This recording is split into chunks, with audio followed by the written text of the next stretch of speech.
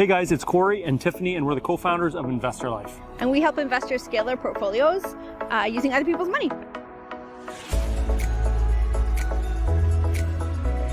Fearless, welcome to another Tactical Tuesday. Welcome to another Tactical Tuesday. We have a really cool topic that we're going to be talking about tonight. This, guys, I hope is a scenario that shows you the power of leveraging your money. We help investors take their portfolios from 2 or 3, 5 properties maybe, up to 15, 20, 50 properties if that's what they're wanting to. Really, the sky's the limit. And we help investors scale their portfolio. For our free weekly live trainings that we do over there on Facebook. Thanks for... Hey guys, it's Corey from Investor Life, and Tiffany just stuck out her tongue at me. Okay.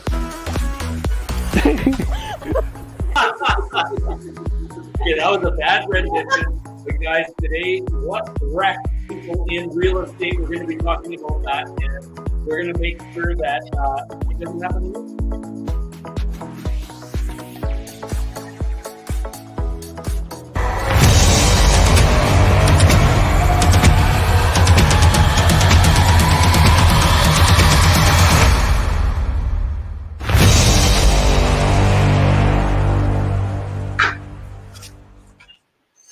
Welcome, everybody. Welcome, Fearless. Welcome, YouTube, to another Tactical Tuesday, and welcome to 2024. We have an exciting year ahead of us, guys, and this month, we have an exciting month ahead of us because we are doing something a little different that we've never done before, and that is we're having a theme to every single month this year. And to start us off in January, we're calling it our Joint Venture January. So it's going to be all about doing JVs, guys, raising capital, and that's going to be the topic for this month. So welcome to our Tactical Tuesday. So first off, guys, let us know you're here. Let us know who's here. Throw your name in the chat. Say hello. Get to know your other Fearless members here. So far I see Melissa, Angie from Saskatoon, Melissa out in Cape Breton, Scott, Jules, and others that for some reason I can't see your name. Sometimes that happens. Craig and Lisa from Edmonton. Urshad, I know, is out in Ontario, but invests in Nova Scotia. Beaumont, that is probably Shelley. Shelley, I can't see your name, but I bet you that's you. So welcome, everybody, and I know more of you are going to jump on as we go through this. So nice to see y'all. So what are we going to talk about to begin with here? Well, we know that the theme this month is Joint Venture January. So we're going to be talking about everything joint venture. And so this is your opportunity this month, guys, to get any questions you have regarding joint ventures answered. But what we're going to try to do is kind of go through it methodically from beginning to end throughout this month, cover a whole bunch of topics. So tonight we're going to start off at the very beginning. So we're going to answer first off, and we're going to talk about what is a joint venture.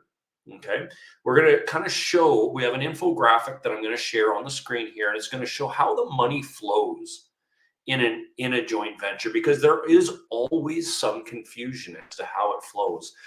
If you have questions about percentages and how all of that works and who brings what to the table, we're going to try to answer all of those types of things today. So kind of get a basis for what is a joint venture, how it works in real estate, and the rest of the month, we're actually going to be walking through some properties. We are going to be looking at the documents needed. So the letters of intent. We're going to look at some joint venture agreements this month.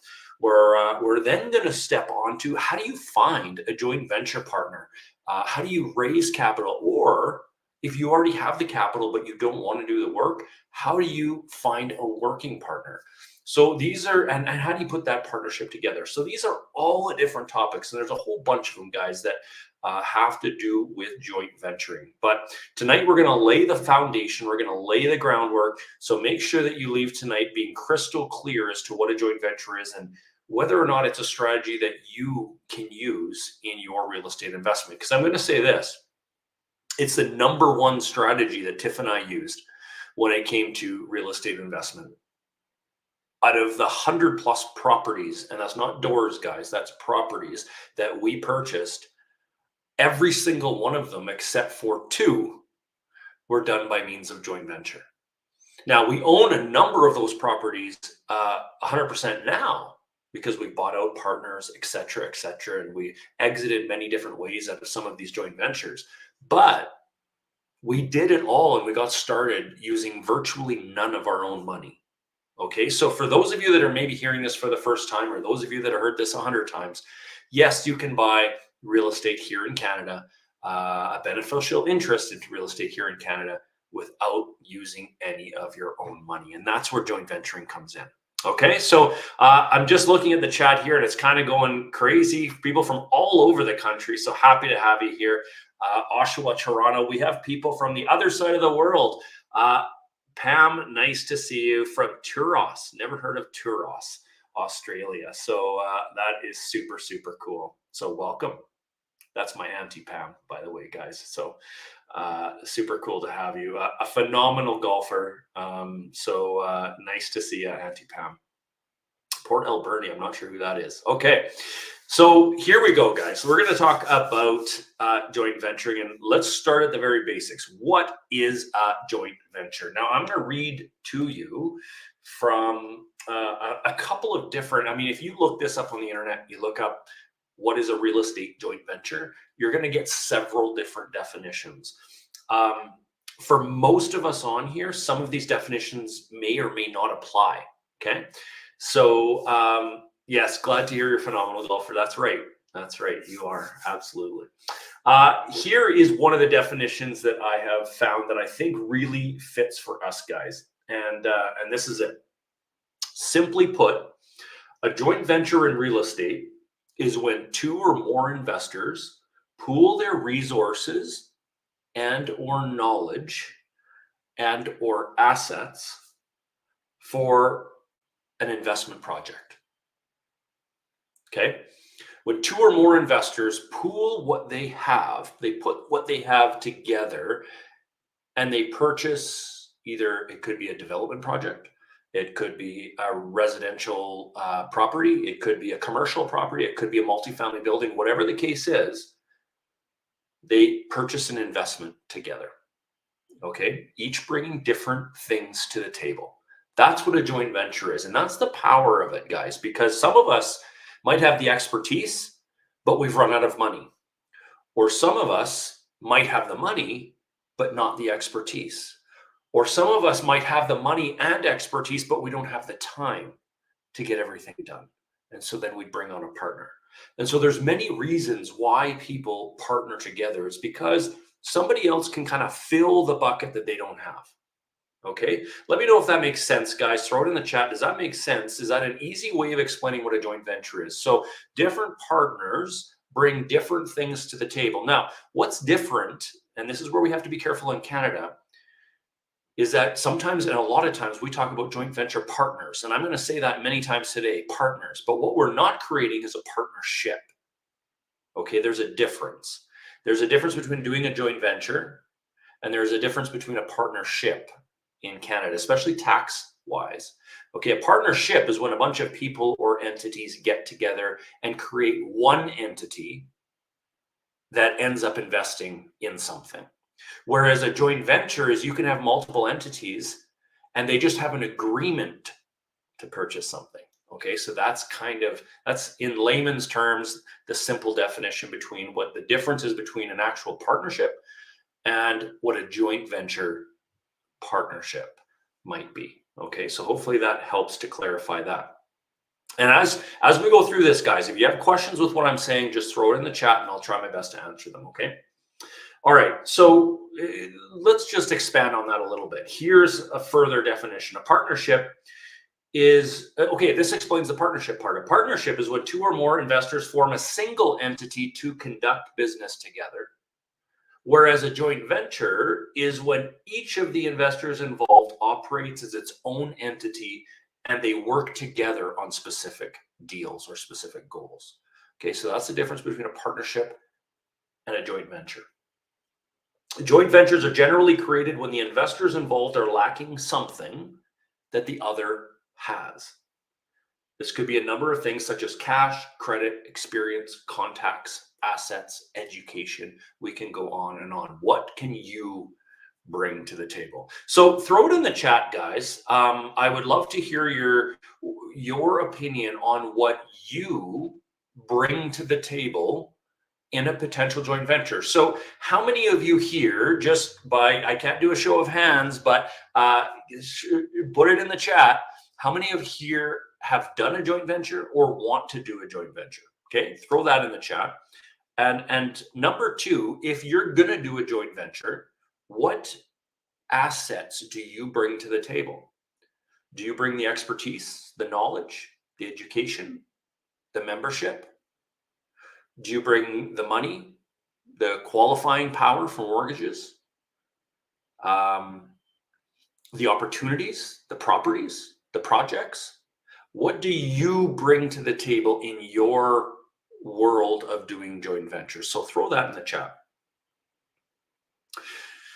Let's see here. Sam Lee says JV is 1 + 1 = 3. Absolutely, because when you combine these things, you become so much more, right? You have so much more opportunity. Scott says cash. Amanda, you have done them. You bring the expertise. Excellent, Amanda. Currently doing a JV, someone is saying. 1 + 1 = 11, says Urshad. 2 JVs looking for more. We're the construction partner and the construction company and the working partner, says Craig and Lisa. Working on developing new JV2. Awesome. Way to go, guys. So I'll just answer this question now. Do you have a maximum number of people in a joint venture? I'm sure is what you're asking. I have heard of people doing 20, 25 different partners in a joint venture. I would definitely not recommend that. We have never had more than 4 people in a joint venture that we have personally done. And that is usually me and Tiffany, and then another couple, or our company and maybe 2 other partners. And if I kind of go through that a little bit later on, is some of the structures that we set up, because there was different percentages that we set up depending on what people were bringing to the table. And so I'm going to kind of go through that here in a few minutes, and we'll talk about how all of these percentages can change depending on what somebody's bringing to the table. Okay. Awesome. Crystal says, I'm great at finding value add opportunities for flips and burrs. I bring some expertise and knowledge. Crystal, you've been doing a phenomenal job with what you're bringing to the table. And I love seeing your advertising for bringing on partners, raising capital, and really paying your private lenders very well too, and on time. So that is awesome, Crystal. And I hope you guys continue to do what you do, because you're doing a great job at that. So yeah, we kind of all bring something different to the table, don't we? You know, for Tiff and I, when we first got started in this game we call real estate investment, we didn't have really a whole lot we were bringing to the table. We were young. We didn't really have the money to do it ourselves. We couldn't qualify for the mortgages on our own. We didn't have the expertise, but what we did have, especially, you know, let's say the first 1, 2, 3, 4 properties that we ended up buying, we had a membership. We had mentors that we could rely on. We had a real estate lawyer that we could call to ask questions. We had an investment realtor that really helped us out in the very beginning. We had an inspection company that we knew the guy quite well, and we really trusted. So those were kind of some of the things that we brought to the table. And of course, we had the time to do it. So we had time, we had mentorship backing us up, and we were starting to educate ourselves. And that's what we were bringing. Higher percentage, absolutely. Because now we had more credibility. But when we were first just getting started, guys, we didn't have all of that. And yet it still works. And so if we can do it, you guys can do it too. Okay. Okay, I'm a joint venture partner, bring financial analysts, a working partner. Are joint venture partners required to file a trust tax return? Not sure if I missed this earlier. We didn't talk about that. I don't believe they're required. I'm not an accountant. I'm going to say that off the bat. So what I would do if a joint venture partner asked me that question is I would say, let me check with my accountant and get back to you. Here's the thing, guys. You don't need to know the answer to every question. But are joint venture partners required to file a trust tax return? I don't believe so. To be honest with you, I've never heard of that. Okay, so maybe if we do, maybe it's something is worded differently. I'm not sure, so I can't really answer that question. Learning about JV, looking for my first JV, and I'm the working partner. Awesome. So I'm not sure who this is. I should actually bring up Facebook on my phone so I can see all of your guys' comments, because here in StreamYard, for some reason, it doesn't show me everybody's name, just some of you that have given the permission. So if you haven't given the permission yet, quickly do that, and then I can actually see your name. But let me just pull it up on my phone so that I can see who is talking here, because that will really, really help. So here we go. We're going to go into our group. Give me 1 second, guys. Sorry for the delay. Once I get in our group. Okay, here we go. All right. Okay, here we go, guys. So, all right. Time for another haircut. Your hair is getting too long. I'm trying to let it grow out, guys. I can't say I'm a huge fan of the shaved head. So for me, I'm not a huge fan for me. I bring capital to the equation, looking to acquire the knowledge too. Awesome. So I'm not sure who said that. However, you know, one of the big questions that we have, guys, is we have a lot of people looking to gain the education, the expertise to become a working partner. And then the first question they always ask is, where do I find the money partners? Where do I find people that will invest? Where do I find people with the capital? Or how do I find people that can qualify for a mortgage? How do I convince them to invest with me? And this is where it all comes down to, guys, is building the credibility.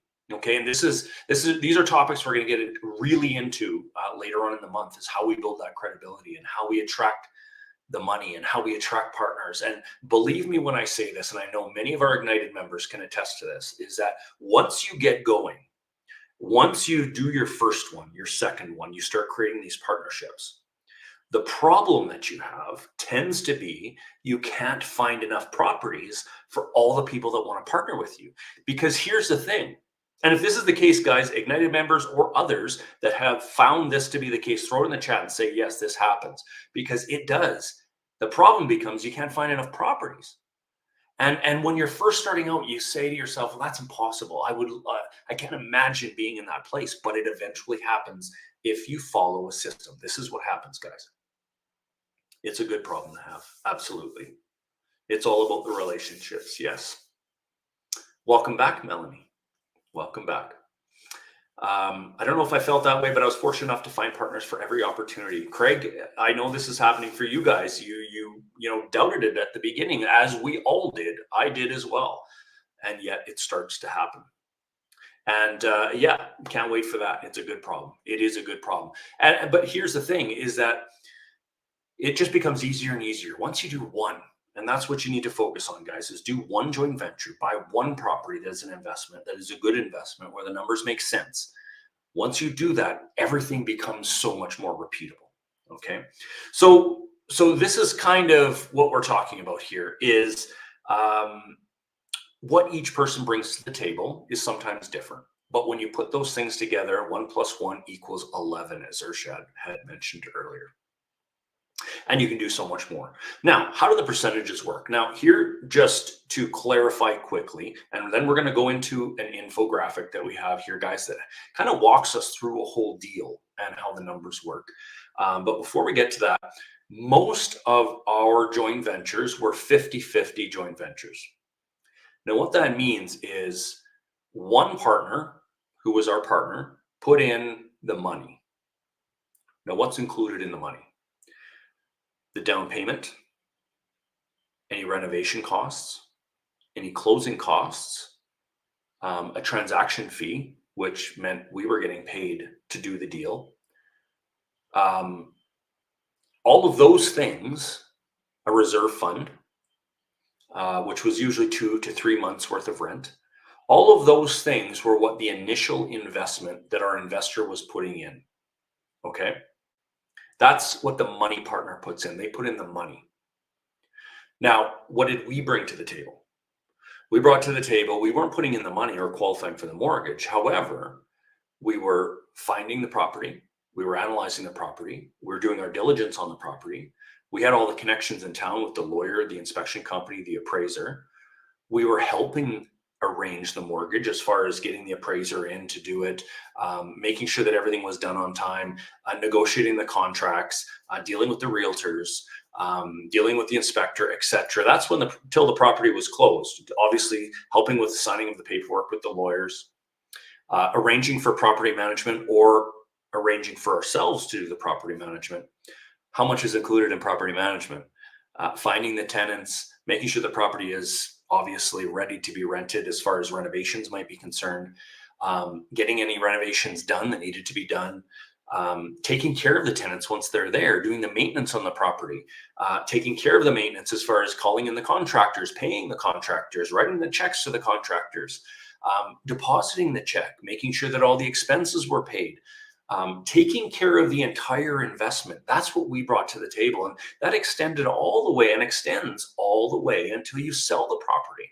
Once you sell the property, you have to take care of dealing with the realtors, finding the realtors, getting a proper assessment on the property, making sure that it's fit to be sold, it's staged properly,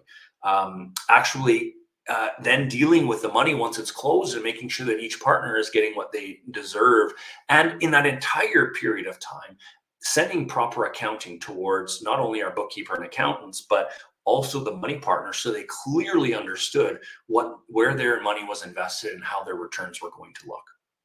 Now, that is a quick 1-minute explanation of the duties involved for the working partner, but you get a feeling here that this is more than what a property manager brings to the table.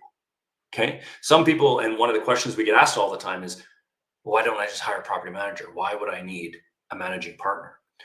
Because the managing partner is taking care of managing the entire investment, not just the property, not just the tenants. Okay. Making sure that, remember, the working partner doesn't make any money unless the property makes money. If the property makes money, eventually someplace, sometime down the road, goes up in value, mortgage gets paid down, cash flow is collected. That's when the working partner ends up making some money. And remember, they put nothing in, so it's an infinite return for them as far as money is concerned. But the financial partner had to do no work. All of that stuff that I just talked about was taken off of their plate. And that's where these two assets came together. And so in most of our relationships, our joint venture relationships, we split everything 50-50. And again, I'm going to run through this infographic here to show how this all works numbers wise. But 50-50 would probably be the most common. Now, we had some cases, we had one partner that didn't want any cash flow. They wanted a higher percentage of the equity gain.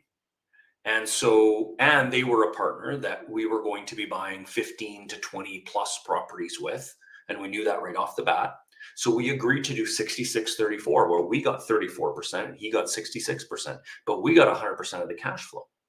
That worked out good for us at the time. We had another partner that we did some 50-50s with.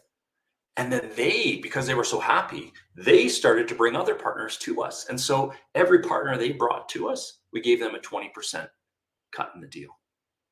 So the money partner got 50 still, we got 30, we did all the work, and they got 20 for bringing us the partners. So is there different ways of doing the percentages, guys? I want this to be very clear that yes, there's many different ways that you can divvy this up. It depends on what each person agrees to, and it depends on what each person brings to the table. Hopefully that makes sense. I think relationship is very key. The issue of trust of all parties is very important before JV can work seamlessly. Am I correct? Absolutely. And that's what this whole business of real estate is about, is relationship building. And that's, I think, what Melanie said a little bit earlier as well. That's not only with your partners, that's with your realtors, that's with your lawyers, that's with every contractor that you end up using along the way. All of those relationships are extremely, extremely key in this business. Okay, so guys, I'm going to share an infographic with you now, and we're going to walk through how the numbers work. Now, as we go through this, if you have questions, then throw them in the chat and I'll try to answer them, okay? So here we go. I'm just going to share the screen. Oops, there we go. Okay, So this is an infographic that was designed to kind of help simplify and explain the JV process. So hopefully you guys can see that clear enough. Does this help? I'm not sure that that helps make it any bigger. There we go. That might be a little bit bigger. Okay. So here we go. Now, in this particular example, guys, we are, just for ease of numbers, going to use a property that's worth $500,000. Okay, that's this purple box here. And let's just assume we're not going to buy a property that doesn't cash flow. So let's assume we find a $500,000 property and it cash flows $400 a month. Now, there's some assumptions in here, guys, when it comes to a $500,000 property cash flowing $400 a month. Some of the assumptions are that, obviously, based on the interest rates today, the rent is high enough to cover that and all the other expenses, and still cash flow $400 a month. So that number could be 800, it could be 100, but for this example, we're going to use a number of 400, okay? Just to show how the money flows in a joint venture. That's the purpose of this. Okay, so we find this property, great property, cash flows a little bit, $500,000 property. Now, let's just go up from here a little bit, and we see the two partners. Now, this is the 50-50 type of split that we were talking about earlier, where we have a financial partner that is bringing the down payment, qualifying for the mortgage, and also covering the closing costs in this particular investment. So they're putting in $105,000 in this particular one. Okay, 20% down, $5,000 closing costs. Obviously, this property is somewhat turnkey. There's no renovations needed, etc. I would probably up that number now and say, okay, well, there should be extra money for a reserve fund and extra. But the purpose of this is just to show how the money flows. The other partner, who's the managing partner, does all the work. Okay, so they're putting, do you notice, $0 in up front? Okay, but they're going to do all those duties that I listed earlier. That's their responsibility. So we have these two partners that are both bringing something to the table. They're buying this $500,000 property. All right, so let's follow this. Year one passes. $400 a month times 12 months, $4,800 a year in cash flow.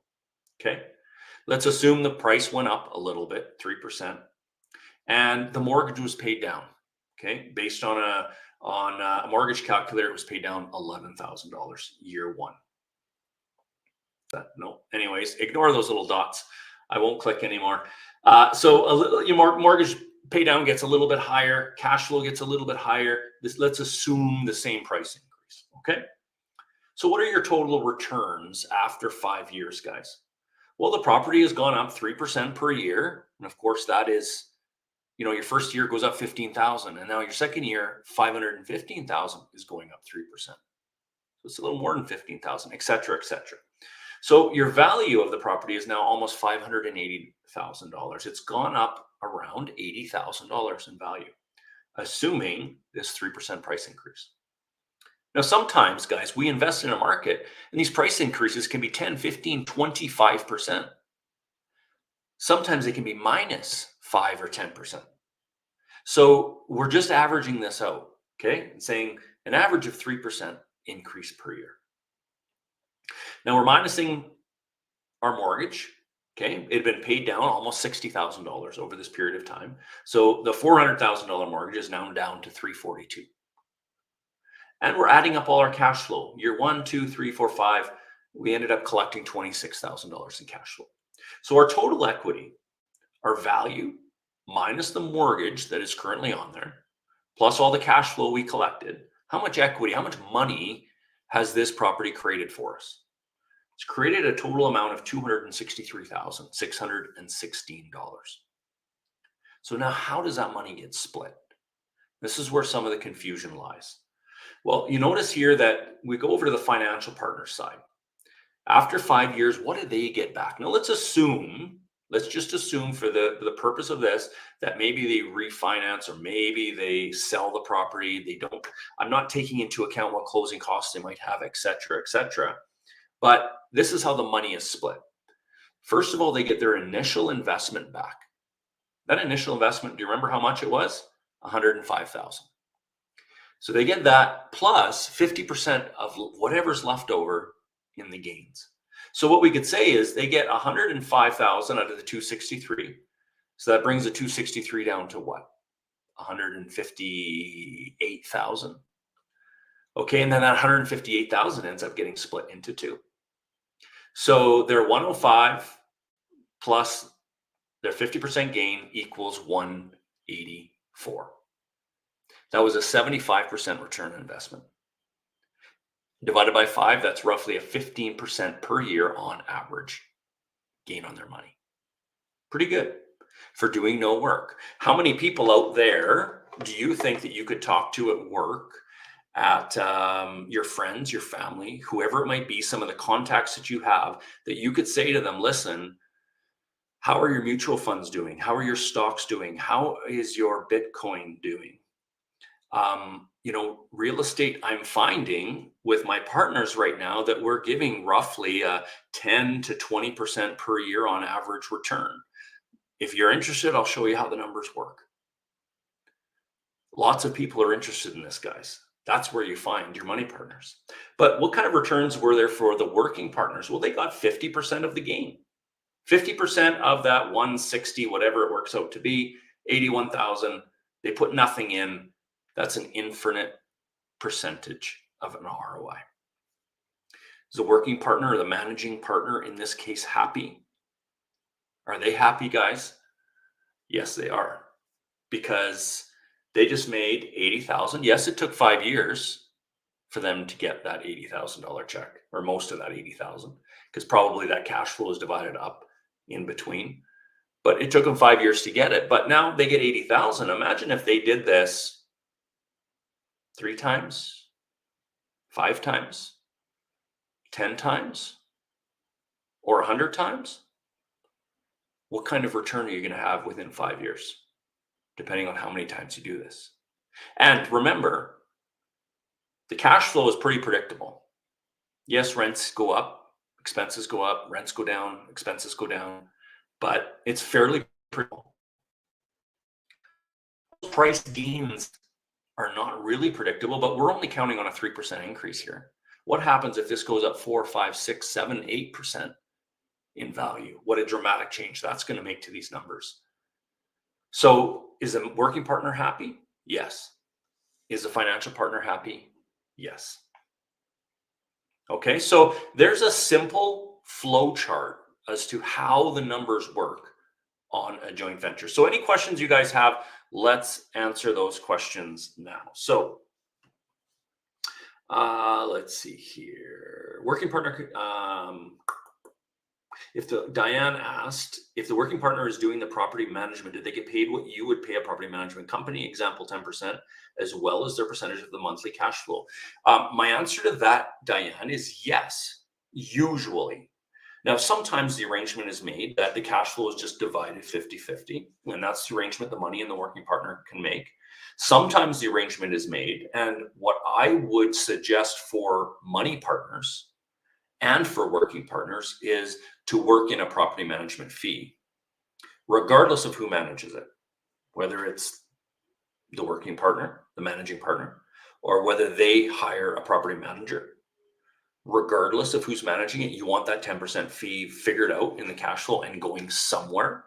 I would pay that to my working partners. Absolutely. Why? Because money talks, guys. I want my working partners working. And if they don't see any money other than a little bit of cash flow, sometimes that makes them work less, sometimes. And so do I want my working partners to be working and seeing monthly income? Absolutely. So I like to incentivize working partners when I'm the money partner. I like to pay them very, very well. Am I getting paid well? Absolutely. And I'm doing none of the work. So yes, usually you're going to put that 10% aside and they can then choose. Are they going to manage it themselves or are they going to hire a professional? And depending on who that working partner is and what all they're bringing to the table, they may decide to do one or the other.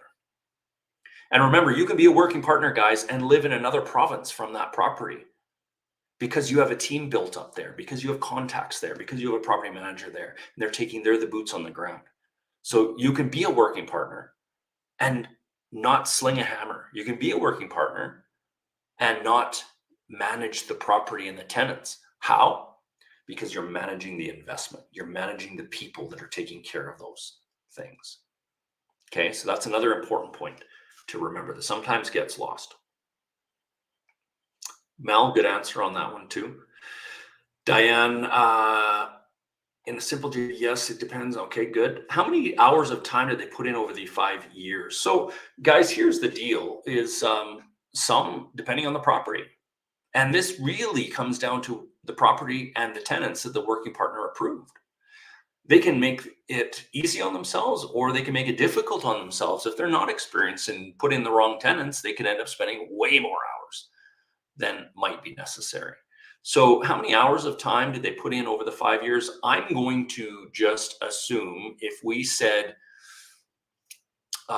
we probably on average spend an hour a month per property.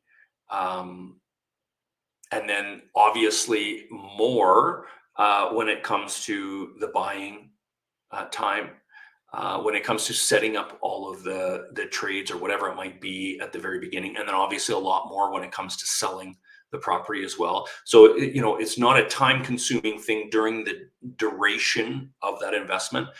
We probably would spend 2 to 3 hours compiling the financial spreadsheets at the end of each year and sending them to a partner each property. So those obviously take time. Making sure all the documents are together as far as your mortgage statements and your taxes and your insurance, and making sure that everything is covered properly. If you have a fire or a flood, are you dealing and spending more time dealing with contractors and insurance companies and etc.? Yes, so that happens in property sometimes. So there's so many different variables. There's no clear answer. How many hours do you put in?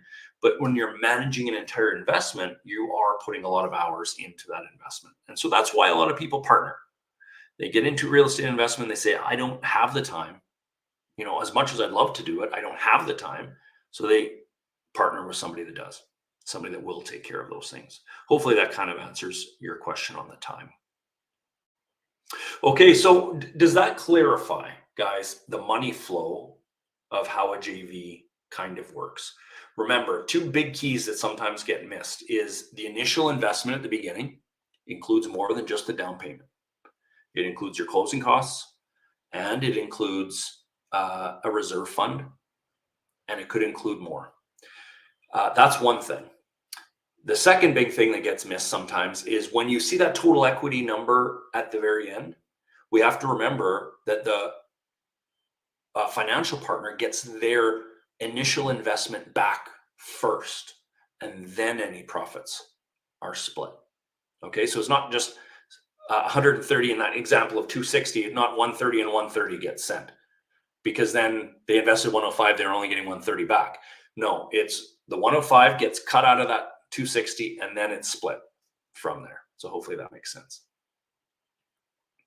Do you structure JVs the same way for multifamily properties? So usually multifamilies are structured slightly different. You usually don't use a JV document.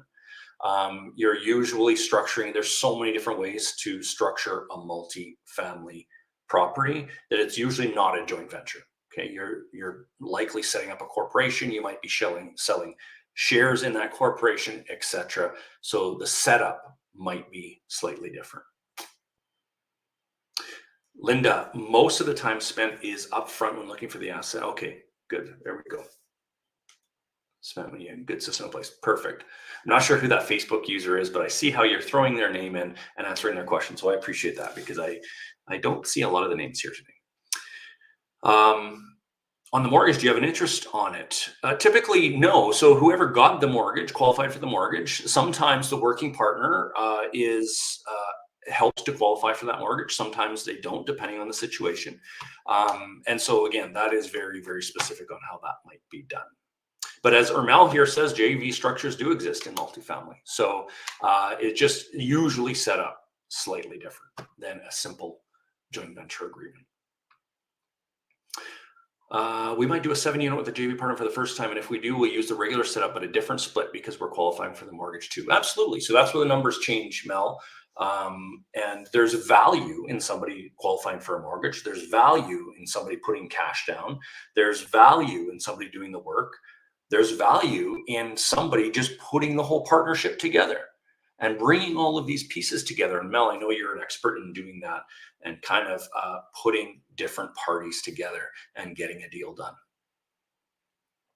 So yeah, guys, there we go. This is the basics, the foundation of how a joint venture works, how the money flows, what a joint venture really is. We are going to delve deeper into this as we go through our month, guys. We are going to actually go through a letter of intent. We're going to show you the questions that both you, the working partner, or you, the money partner, and your other side need to know the answers to. We're actually going to review a joint venture agreement as well, kind of show you some important points in the joint venture agreement and how that actually works. And then later on in the month, we're going to also talk about how to find these money partners. Where do I get somebody that's actually going to sign a JV agreement with me? You know, somebody that's going to say, yes, I'm going to invest with you. How do we lock that down? How do we build our credibility? And that we're going to follow up with later on in the month. Okay, so today was an initial foundation, so I hope this helped you guys. We actually do, if you want a copy of this infographic, and you want to be able to kind of review the copy of this infographic, Julie will throw, there we go. Thank you, Julie. There's a link in the chat. Just go there, you put your name and email in, and we will email it to you.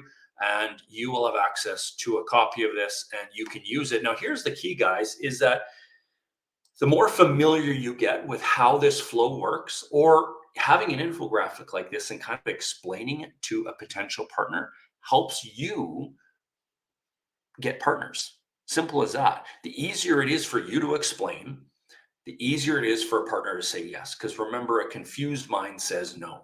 So if you don't have a copy of this yet, go and download a copy, put it in your binder, put it on your iPad, whatever it is you use when you're talking to somebody, so that if you're explaining how the money flows in a joint venture, you're able to explain it easily as well. Okay, so don't forget to do that, guys. Just go to that link and download it, and it's absolutely free. There's no cost, anything like that. Okay. And Mel, yes, of course. If you guys really want to learn the ins and outs, the actual details, you want help and mentorship and actually finding a partner and working through the process and refining your credibility package and et cetera, et cetera, et cetera. That's what our Ignited program is all about. And so once you actually download this infographic, you will have a link to either join or book a call with us about our Ignited program, our mentorship program, where we help people raise capital. That's what we do, guys. And our Ignited members here can attest to the fact that following this system works. And it's hard to believe at the beginning. Trust me, it was hard for me to believe at the beginning. But you follow a simple system, and we have examples of hundreds and hundreds of members across the country that have been able to put together joint venture partnerships. Yes, in 2023 and going forward in 2024, this is a strategy that is very, very important to get to know. Okay, there we go. Thank you, guys. Thanks for joining us today. We're going to end it there for today. If you happen to be watching this on a replay, just throw in the chat that you're watching this on a replay. And head to that link that Jules threw in there and download that infographic. Get used to it. Get familiar with it, because that's going to help you, guys. So there we go. Tonight in our laser session for our Ignited members, those of you that aren't Ignited members, every single Tuesday after we do this Tactical Tuesday, we all jump into Zoom as our Ignited family, and we get through problems. We answer questions. We talk about a certain topic. And so joint venturing is the topic. We're continuing in our laser sessions. And so I'll see all of our Ignited members over there. Actually, I won't. Ermel is hosting it because it is multifamily themed tonight. And so Ermel is going to be hosting the laser session tonight. But the other 3 or 4, however many weeks we have here in January, they're going to be hosting those as well. So yes, laser sessions are awesome and they're a lot of fun. Thanks, Mel. Thanks for the compliment. Okay, so all our Ignited members, Ermel and Jules will open up that for you, and that will get going here at the top of the hour. And otherwise, we will see all of you guys back here next week, where we are going to have continuing this conversation about joint ventures. Okay, guys, have a great evening. Enjoy your night. Enjoy 2024. Get us started off with a bang. And, I'm not a huge goal setter type of person. I probably should be. But what I will say is I'd like you to think about something. How do you want to feel on this day in 2025? Think about that. What feelings do you want to have? Do you want to have a feeling of accomplishment that you did something different this year? Or a feeling of continuing what you're currently doing? What kind of feeling do you want to have on January the 2nd, 2025? Think about that. And in order to get that feeling, what do you have to do to get it? Put yourself in the right spot, connect with the right group, and get there, guys. And if you need help, that's what we're here for. All right. Have a great evening, and we'll see you guys next week. Take care.